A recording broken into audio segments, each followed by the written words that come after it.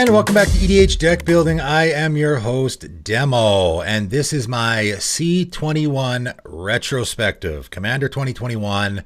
And of course, it came out about a year ago this time, and I like to do my retrospectives after about a year. If you haven't checked out the ones I've done already, I really like to go back and look at sets after they've been out for about a year and had time to acclimate in the format, and we see where everything sort of falls into line.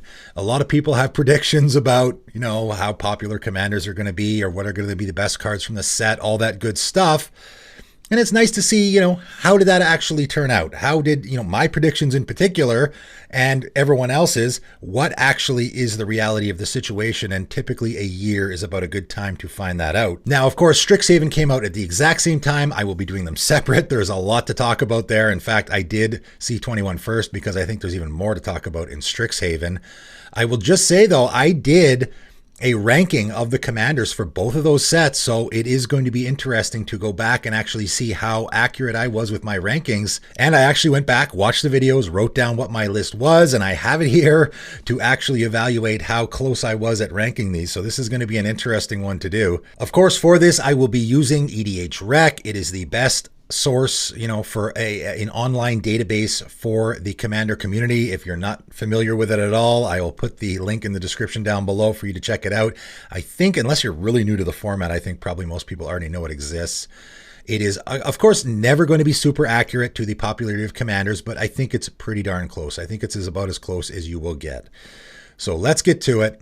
So here we are on the website, and here are the most popular commanders from the set. There was 20. I thought it was super interesting at the time that they actually had more commanders in Strixhaven than they had in the actual commander set.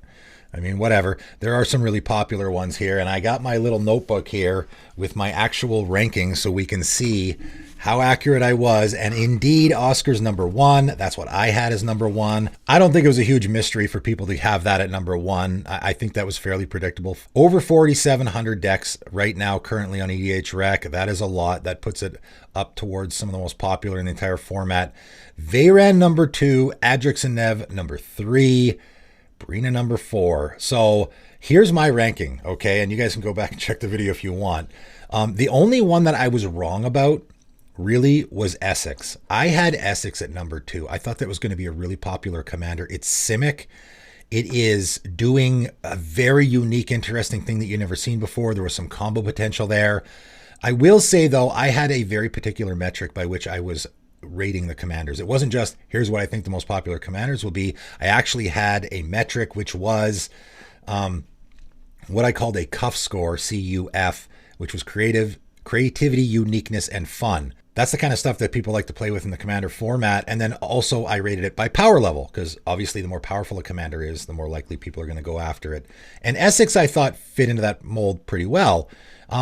It's still popular. I mean, it looks like it's what, 5th, 6th, 7th, right? So here's what I had.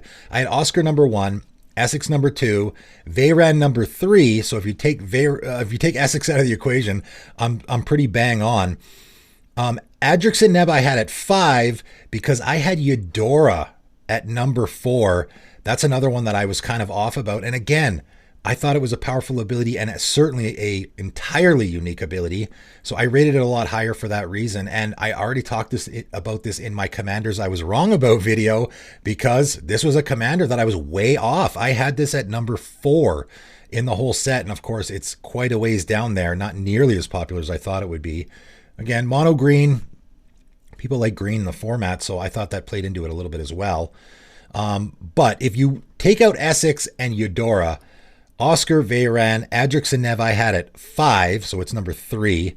Brina I had next, which it is next. After that, I had Ruxa, and again, Ruxa's quite a bit down there, but again, I rated it a lot higher because of the uniqueness of it. It is a vanilla creature commander, which again, it's entirely unique. Ruxa and Eudora are both entirely unique commanders. There's no other ones that do that. So for that reason, and we might see these bump up a little bit as you go. Again, I did not think that Ruxa was going to be the most popular or one of the most popular commanders from this set. I just rated it a lot higher because I thought it was super unique, and it certainly is, right? Guillaume is coming in at number 5, which I had at number 9. Guillaume, really, again, I think the meme factor, or the I want to make a food deck sort of thing, a lot of people thought that was fun and interesting. So I think it gained a lot of popularity for that reason. Again, something that I didn't take into my evaluation. Willow Dusk, and I'm happy to see that Willow Dusk is this high, because I thought this was a great commander. I thought a lot of people were way off, poo-pooing all over this guy because you can only activate as a sorcery. I thought that was silly. It is so easy to both pay and gain life in those colors. There's a very easy to build around. I had actually had it at number 12. I did not have it that high. It's even higher than I thought it would be, considering the great commanders in this set. Then, of course, you got Essex. Rionia is one that really in the beginning was slow. I noticed after a couple months, I was checking. I always check this stuff regularly, and I got a really good memory for these things. So Rionia was towards the bottom. And then I think people realized the interesting things you could do with it. Now is what? 1, 2, 3, 4, 5, 6, 7, 8th out of all the commanders. I had Rionia. Where did I have Rionia? 14. So not bad. I thought it would be relatively popular. I didn't think it would be this popular. Alibu. Again, a lot of interesting things going on here. This set was, and I talked about this before, it was a set that I was pretty impressed with the uniqueness and interestingness of the commanders, but I didn't like the 99 cards. Famously, I made a 10 cards to avoid from the set, which I don't normally do. I did it specifically for this set because there were so many cards that I just didn't really like from the set that I thought were very... they were the cards that people would go, oh, I call it a trap card. People see it and they go, oh, wow, that looks so good. And they go buy it and throw it in their decks and then realize maybe it's not so great. I thought there was a lot of that going on in this set. We'll get to the 99 cards, though. So Alibu, where did I have Alibu? I had Alibu, relatively high, I suppose. I had Alibu at 11. So pretty close, right? Not bad. Felisa, again, another one I thought was super interesting. I had Felisa at 8. I had it actually a little bit higher. So the order here is a little bit off, but I was pretty, it's obviously tough to be entirely accurate. I guess the only one I was bang on about was Oscar. But pretty much I knew that Oscar, Veyran, Edricsonev, Brina, those would all be in the top for sure. And then we get to Zafei, Thunder Conductor or Thunder Collector, however you want to look at it. Zafei I had a lot lower. I had Zafei way down at 13. I mean, I guess that's not that bad. This is 11. So we're at 11 already. I had Octavia a little bit higher. I thought Octavia was a lot more interesting than Zafei personally. There's just a lot of really cool, interesting things going on here. The 8 theme is super interesting. Again, another commander that we just haven't really seen anything like this before. And I thought there was a lot of different ways you can go with it. 1,000 decks is a lot, right? I should clarify for those who aren't familiar. Anything over 1,000 decks is a popular commander that you are definitely going to see from time to time. Likely, I had Zafei at 13, and then I had Octavia quite a bit higher not quite a bit higher, just a little bit higher at number 10. So again, pretty close. It's at 12 here. And then again, Ruxa and Eudora, which I already talked about. Again, I thought there was... I shouldn't say I thought they would be more popular. They're right about where I thought they would be. Maybe Eudora is the one. Like, Ruxa seems about right. Eudora, again, Morite, Eudora, and Rutha. Those are the 3 commanders that, for me, I just thought were really interesting and also had relatively powerful abilities that I thought were going to be really popular. And I was just not... I guess they're middling, right? And I just was wrong about it. Lelia coming, and there's a big drop off here. You should also note, looking at the order of the commanders isn't always the most accurate because you see there's a huge drop off here, right? So you go from 777 with Eudora and it drops all the way down to 476 with Lelia. That's a big drop off, right? I mean, there's a fairly significant drop off from Ruxa to Eudora with about 200 decks, and then there's an even bigger drop off to Lelia. I had Lelia at 16. So again, almost bang on, right? It's at 15. I figured it's pretty interesting. I thought definitely some people would build it. I have a Patron Lelia deck. It's great. It's a really fun deck. A really great card advantage because you're constantly doing the impulse draw. You always have lots of stuff to play. He always seems to have lots of lands in play because he's making a land drop every single turn, right? Because you may play that card this turn. So if it's a land, you can put it into play. It is important, as he's learned from that deck, that you do not play a land on your first main phase. You attack with your Lelia first, and then if you exile a land, you can play it on your second main phase, right? Lochiel coming in, I guess, at number 16, right? Lochiel, I had 17. So again, once you get to the bottom, you move it around a little, but I pretty much had the rows pretty accurate. Again, other than a couple like Essex, Ruxa, and Eudora are the ones that I was sort of a little way off with. I had Lucille at 17, rather than 16. It was exactly what you would expect. 250 decks. I thought it would be a little bit more than that. 250 is really not that much. Again, once you get down to that many decks, and again, we have a big drop off here, over 200 deck difference. So just going from Eudora, or even if you look at Ruxa, which is going to be what? This is 10, 11, 12, 13. Going from 13 to 16 is what? Over 700 decks. That's a big difference, right? So there's a huge drop off there. All monocolored commanders at the bottom. Shocking. In fact, Rionia is the only not monocolored one that isn't in the bottom. All the bottom color, look at right? This whole bottom row here and this one here are all monocolored commanders. To be expected, I would imagine, right? So yeah, Tavash Gloom Summoner, I think I had that at the bottom or pretty close to the bottom. Pretty close, yeah. And Fane, I had number 18. Dika, I had number 19. Yeah, the only one is Nils, okay? I had Nils up at 15. So I had it up in this row. And the reason why, and it's at the bottom, that doesn't surprise me. I'm not surprised at all. In fact, there's almost no surprises here if I look at this list.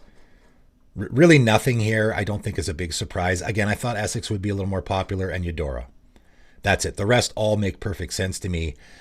The bottom row makes perfect sense to me. Nils being last makes perfect sense to me, even though I had it at 15, because again, it's just such a unique, interesting ability. I kind of like the idea of I'm putting counters on my opponent's creatures, and it sort of gives me a benefit. Really politics. It would have been nice if this wasn't monocolored. I think if Nils was like a blue-white commander or a white-black commander, definitely be way more popular because there's a lot of different directions you could go with putting counters on your opponent's stuff, I think.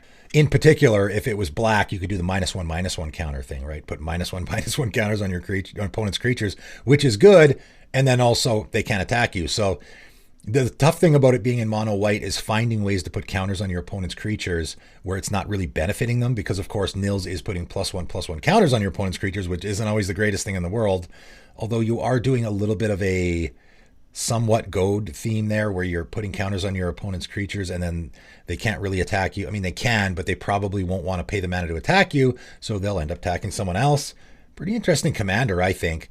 For me, I do not have a C21 commander deck. Not one. I built Adrixanev I did on my channel, Breen I did on my channel, Willow Dust I did on my channel, I did Alibu, Felisa, I did Octavia. I went crazy with this set. Eudora I did, Lelia I did, and Nils I did. So I did a ton. I did a whole bunch. And for me personally, I don't have any. I don't have any decks from C21, even though there is a lot of fantastic commanders. I might revisit Eudora again. I just think that's such an interesting deck to build around, or commander to build around, and there's a lot you can do there. But at the end of the day, I don't think any big surprises here. I don't think anyone else would say there's a huge surprise. I don't know if you guys are surprised by the way these commanders sort of fell in the ranking here. I don't know. I think this all makes sense to me. Again, other than the couple that are a little off, maybe, but other than that, everything pretty much makes sense to me. Getting to the 99 cards though, and this discussion is going to be a little more interesting here. First of all, Archaeomancer's map number 1, shocking, right? I mean, I think everyone probably saw that one coming. I don't know how high on the list did I have this on mine. I'm not sure. It wasn't number 1, no, but I had a pretty high up there, 28,000 decks. I'm actually surprised it's not a little higher than that. Although, like the 9% thing, this is all of the decks that it could go in. So an Atraxa deck, for example, is a white deck that it can go in. I don't think a lot of people are putting this in Atraxa decks, right? Certainly is going in a whole lot of mono white decks. It would be interesting to see what the percentage of mono white decks this is going in. By the way, $15 card already? Oh, man. A lot of people think this is the best mono white ramp card. I don't. I think Keeper of the Court is better, in my opinion anyway. Ink Shield number 2. And again, I think I might have had this. I definitely had this on my list. I'm not sure where. Great card. Really great card. This can almost be like I said in the video, I saved my life from that Crater Hoof Behemoth attack or Giant Swing. And then I create so many 2/1 white and black inkling creature tokens with flying that I can swing back on my turn and end the game in the other direction. Adrix and Nev. It's so funny when you see the commanders. Adrix and Nev, Veyran, and Brina, all really popular in the 99 decks. I don't know. I wouldn't say really popular. I suppose 9,000, 8,000, 7,000. That's not super, super popular as far as cards go. Again, cards in the 99 obviously are going to be way more popular than commanders. So 10,000, I guess if you're talking about popularity, 10,000 for a 99 card it would be about the same as 1,000 for a commander. So again, it's a card you're going to see, from time to time. Not a lot, but from time to time.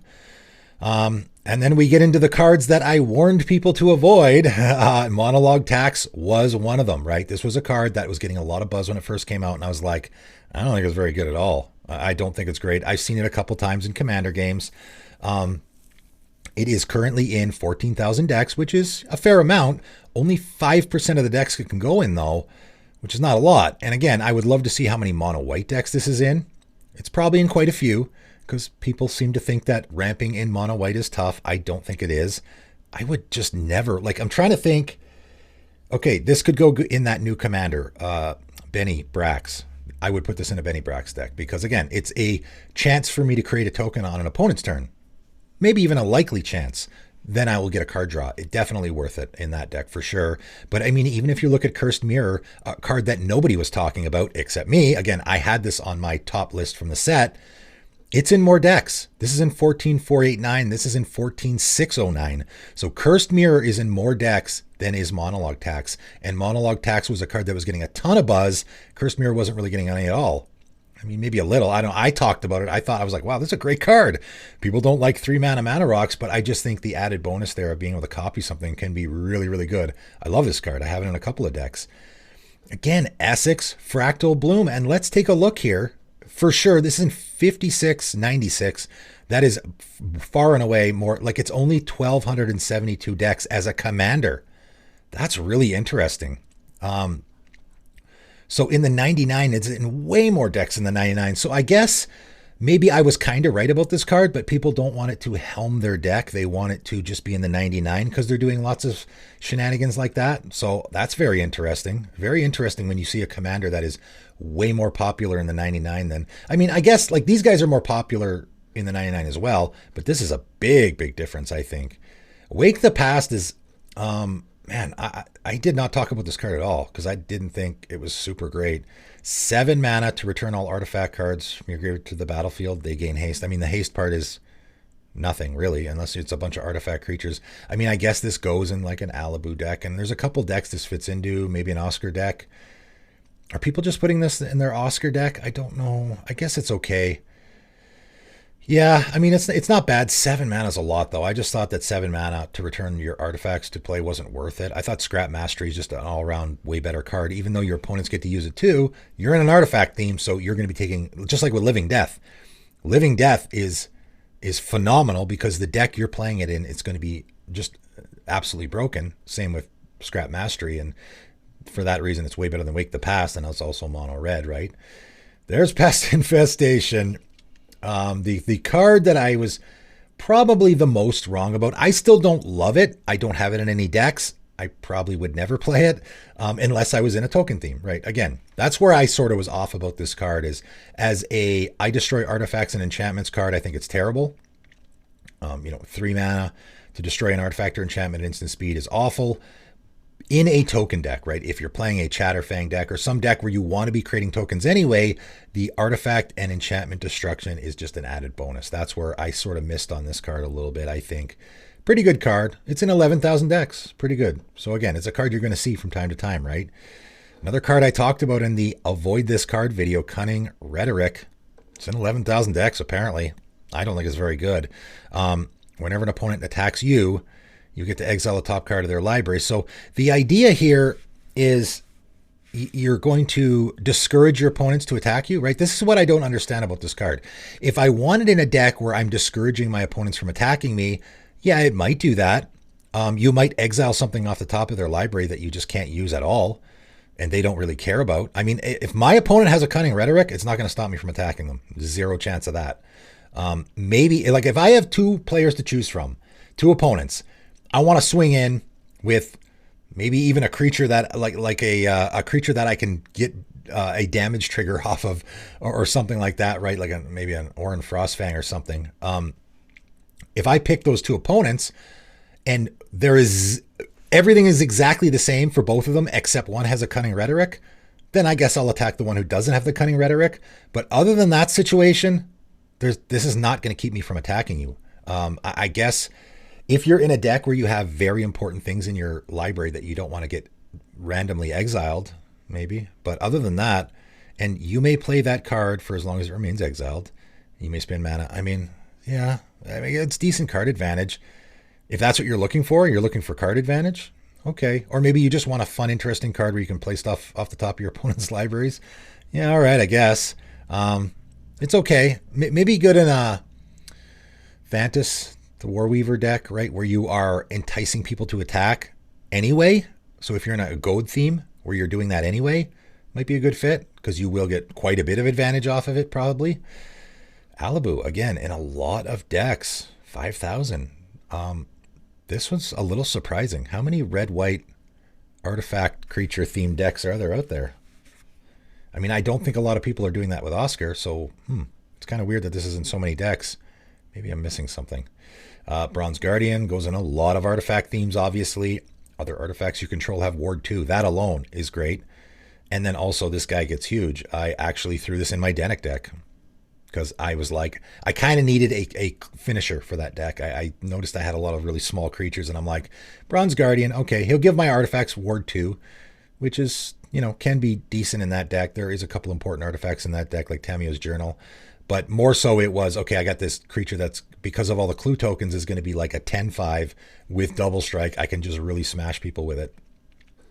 And there's Reinterpret. Reinterpret was my number one card on my cards to avoid from Commander 20 C21. And again, it wasn't, this is a bad card, you shouldn't play it. It was, I was seeing tons of buzz. And this is why I specifically made that video and why I haven't done it for any other set. With Monologue Tax and Reinterpret, and a lot of these cards, they're just very buzzworthy cards that I just didn't think were very good at all. And I didn't want to see, and I got lots of pushback on that video, I just didn't want to see people running out and buying these cards because they thought they were busted and then just taking them out of their decks a couple weeks later because they're not very good, which I think is the case with Reinterpret. It's in 4,600 decks, which is not very many, probably a lot of Izzet Spellslinger decks. It can be an interesting card. At the end of the day, I think it's a 4-mana counterspell, which is obviously not really good.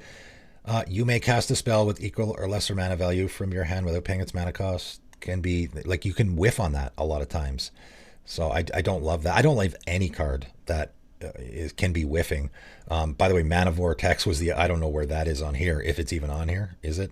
If it is, it's probably way at the bottom. Because that was a card, I don't even see it. I thought that was another card that I was like, it's awful because you can whiff, and I hate any card where you can possibly get nothing for your effort. I mean, you'll never whiff on this because it's a 4-mana counterspell. So it just turns into a bad counterspell. But yeah, it's as I suspected. I mean, a lot of people maybe listen to me about this. Not very popular card. Oversimplify was one I didn't talk about at all. I didn't think it was bad, so I didn't put it on my cards to avoid list. I didn't think it was good enough to make my top list, though, either. It's a Simic board wipe that actually exiles creatures. So in that way, it is definitely unique. It's in 4,700 decks currently, which is okay.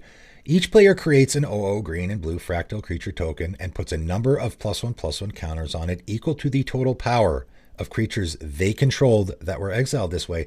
The reason I didn't think this was great, because if I'm casting this, the guy who has all the creatures is the guy that's going to get the biggest fractal token, right? So if a guy has an Avenger of Zendikar and like 15 tokens, plant tokens, I'm going to cast this and he's going to get a giant fractal token. So the guy who gets the most creatures exiled benefits the most. And if you're in a Simic deck that doesn't have a lot of creatures, you're not going to get much out of it. I think it fits in specific themes, maybe. It is a board wipe in Simic colors. It's pretty good. It's, I haven't actually seen it in a game. So but it definitely is seeing a little bit of play for sure. It's about what I would have expected from it. Stinging Study, this one, I mean, it is in 10,000 decks. That's pretty good, but man, it should be in way more. I think this is one of the best card draw spells in the format, maybe. You know, other than the, the real busted stuff, just for a casual commander game, this is one of the best out there.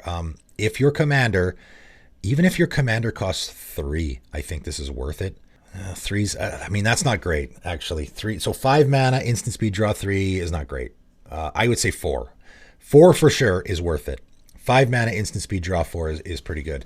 So I would definitely put this in any black commander deck where you have a commander that's 4 or greater, and that's a lot of decks. It certainly is more than 10,000. And in a partner deck, it's even better because you get to do the highest mana value of one of those partners.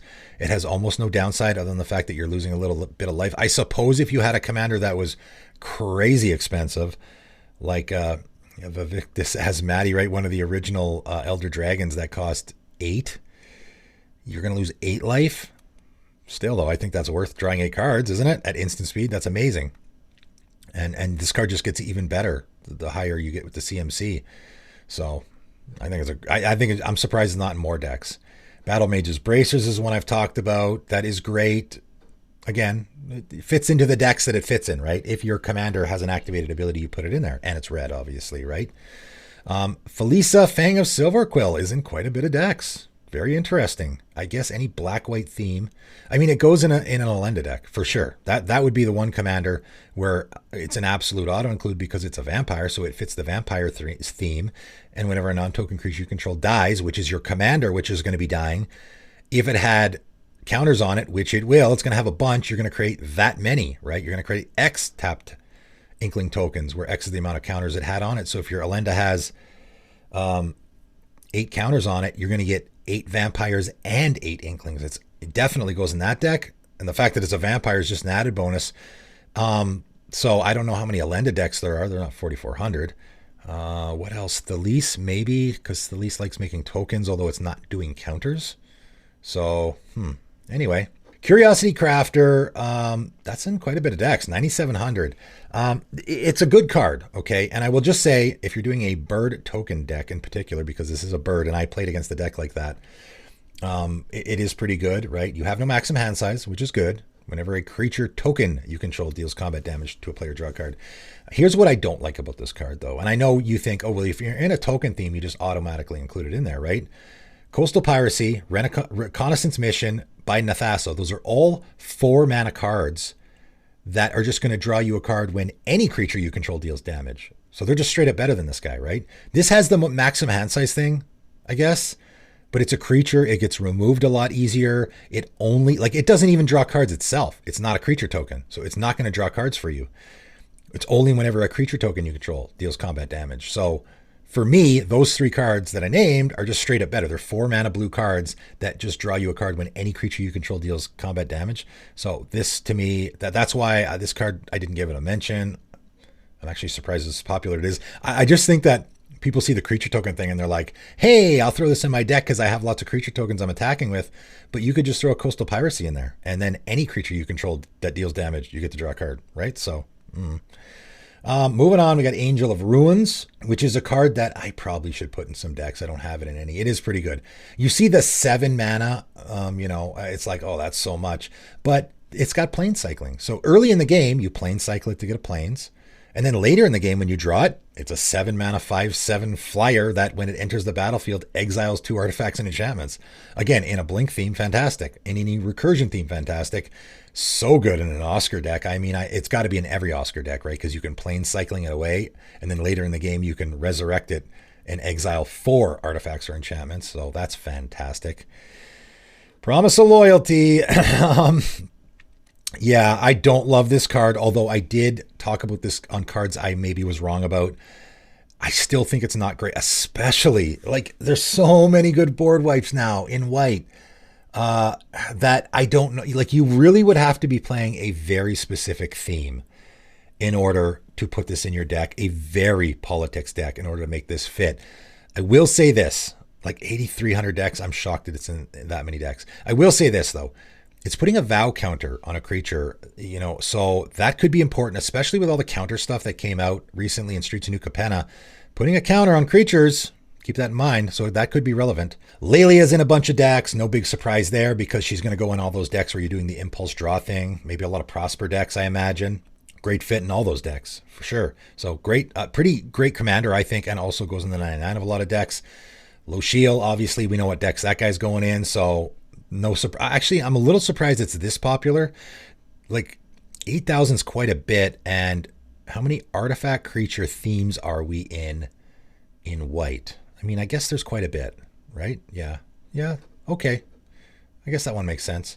Perplexing Test, great. I don't know if this is a strict upgrade from Evacuation, because sometimes you just want to bounce all creatures. I was literally playing a game last night with my patrons where my opponent had a Grist deck and had like 20 insect tokens.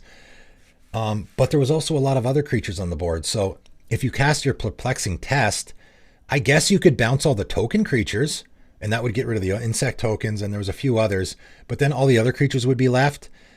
And obviously you don't want to return all the non-token creatures because then the insects stick around. So this is one of those cases. That was one of those cases. And my opponent ended up casting, the other player ended up casting an Evacuation, which bounced all the creatures. So in that situation, Evacuation was just a better. So it's not always going to be the case where Perplexing Test is better because you have the option. Sometimes you just want to bounce all creatures. So, but obviously in a token theme, it's just better. The last card I'll talk about today, Guardian Augmenter. This was number one for me from the set. It's only in 7,800 decks. I don't know why. Giving your commander hexproof is amazing. If you're in any partner deck with green, this is giving both your commanders hexproof and +2/+2. If you're in a deck where you actually want to attack with your commander, like in my Questing Beast deck, giving your commander that great bump, like this is so good in any deck where you have a mono green commander that you want to be attacking with, or any green it doesn't have to be mono green. Any green commander that you're attacking with, you're giving it a +2/+2 bump and hexproof. The hexproof is the big one for me. That's the one. And the fact that it's flash and you can do the gotcha moment where they try to path your commander and they waste their removal spell. I just love this card. I can't believe it's not in more decks. For me, I don't know. Maybe people just can't find room unless you're doing specifically a maybe Voltron-y strategy in green. I guess people just find better things to put in. For me, a lot of my decks are just very built around my commander, and I like my commander not being removed so easily. So this has gone in a few of my decks. I think it's great. I'm shocked it's not in more decks. But that is it. That is all. That is my C21 retrospective. Just talking about the set and where everything sort of fell out. The commanders and the 99 cards. I think I was fairly accurate. You guys can go back and check my C21 commander ranking, and also I did the video obviously about the cards to avoid, which I was maybe off a little bit. And then I talked about obviously the top cards from the set as well. And I think I only did a top 10 from C21 because I didn't think that it had a lot of great cards from it. Typically I do a top 10 when the set is not super great for a commander set, and top 20 when I think it's a great commander set. And of course, Strixhaven, I did a top 20 because again, I thought Strixhaven, and that sort of played into it a little bit, where I thought Strixhaven was just, to me, seemed like such a way better commander set than did C21. And because they came out at the same time, I was so confused about, like, I don't get it. Why don't you put Vanishing Verse in the commander set, or some of the cards? I guess Vanishing Verse that maybe you'd want in a standard format. I just was confused about some of the cards in C21 that seemed to be, should have swapped with Strixhaven maybe. And Strixhaven just seemed like a way better set for commander overall than did C21. So that was part of what played into it a little bit. But stay tuned for my Strixhaven retrospective, which I will be doing probably in the following week or so. But that is it for today, and thanks for tuning in.